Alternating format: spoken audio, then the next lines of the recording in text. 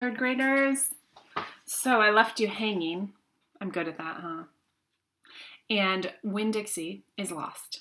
And Opal had started to make a list of 10 things that she knew about Winn Dixie. Remember? Number 10 was that he didn't mind going to church.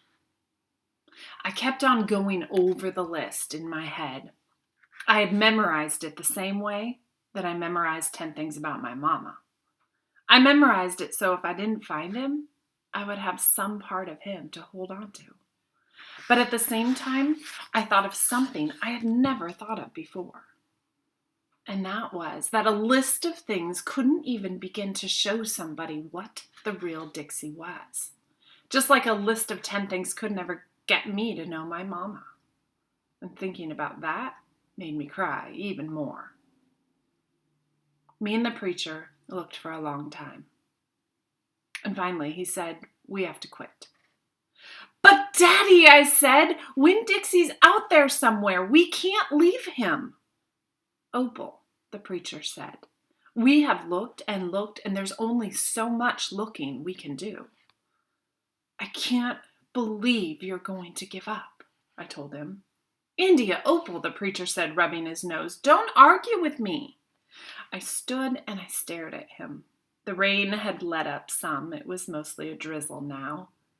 "It's time to head back," the preacher said. "No," I told him. "You can go. You go back, but I'm going to keep on looking." "Opal," the preacher said in a real soft voice, "it's time to give up." "You always give up," I shouted. "You're always pulling your head into your stupid old turtle shell. I bet you didn't even go out looking for my mama when she left. I bet you let her run off too." "Baby," the preacher said, "I couldn't stop her, even if I tried. Don't you think I wanted her to stay too? Don't you think I miss her every day?" He spread his arms out wide and then dropped them to his sides. "I tried." Then he did something I couldn't believe. He started to cry. The preacher was crying, his shoulders were moving up and down, and he was making snuffly noises. And don't believe that losing Winn Dixie doesn't upset me as much as it does you. I love that dog. I love him too.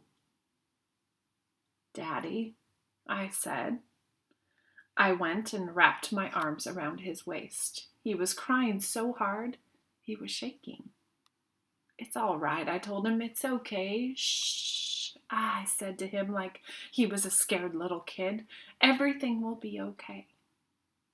We stood there hugging and rocking back and forth, and after a while the preacher stopped shaking, and I still held on to him, and I finally got the nerve to ask him the question that I wanted to ask him. What do you think that question is?